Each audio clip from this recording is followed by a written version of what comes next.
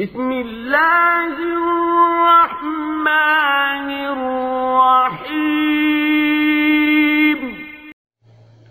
জি, এই 124 ভাই আরেকটি প্রশ্ন করেছেন সাথে সাথে যে যদি বিয়েতে পণ প্রথা বা এই যে যৌতুক যেটাকে বলি আমরা, এটা যদি থাকে তাহলে সেই বিয়েতে যাওয়া যাবে কিনা এবং সেখানকার খাওয়া দাওয়া হালাল বা হারাম কিনা। তা আসলে এটা দুই জিনিস। এটা একটি গুনাহের কাজ, এই গুনার সাথে উনি সম্পৃক্ত হয়েছেন, এর জন্য ওখানকার খাদ্যটা মানে হারাম হয়ে যাবে না, খাদ্যটা হালাল। ওখানকার বিয়ের যেহেতু উনি বিয়ের দাওয়াত দিয়েছেন, তার পরিবার বা উনি দাওয়াত দিয়েছেন, তো এই ক্ষেত্রে বিয়ের কার্যক্রমের মধ্যে উনি কিছু নিয়ে এসেছেন যে এটা কোরআন সুন্নাহ বহির্ভূত। তো এই বিয়েটা এই জন্য মানে হারাম হয়ে যাচ্ছে না, সাথে সাথে তবে উনি গুনাহ করছেন, এই ক্ষেত্রে উনি গুনাহ করছেন।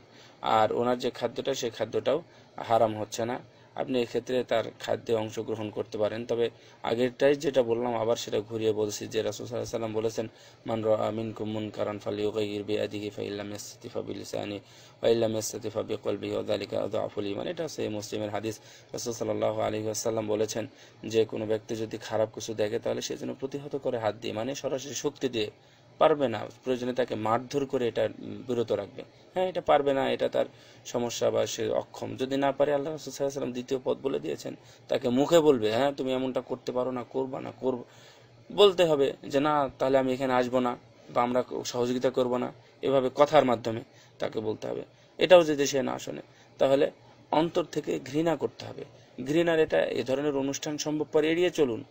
যদি সামাজিকভাবে অন্য কোনো সমস্যা না হয় তাহলে আপনি এড়িয়ে চলুন। আপনার আত্মীয় স্বজনের মধ্যে কোনো সমস্যা না হয় তাহলে আপনি এড়িয়ে চলুন। আত্মীয় স্বজন হয়েছে তাতে কি হয়েছে, আগে দিন তারপরে আত্মীয় স্বজন, আগে দিন টিকাতে হবে তারপরে আত্মীয় স্বজন টিকাতে হবে। তো এর মাধ্যমে আপনি তাকে ঘৃণাও করতে পারেন। আর সেখানে গিয়েও আপনি অন্য কিছু করে বা অন্য কিছু বলে সেখানে গেলেন, যাওয়ার পরে সব মানুষের সামনে এমন কিছু বললেন সেটা হয়তো বা তার হেদায়েতের কারণ হতে পারে। সুতরাং এড়িয়েই চলবেন এমনটাই বলবো না। যেখানে যান সেখানে গিয়ে কিছু বলুন, বলার মাধ্যমেও কিছু হতে পারে। আল্লাহু আ'লাম। সাল্লাল্লাহু আলা নবিয়িনা।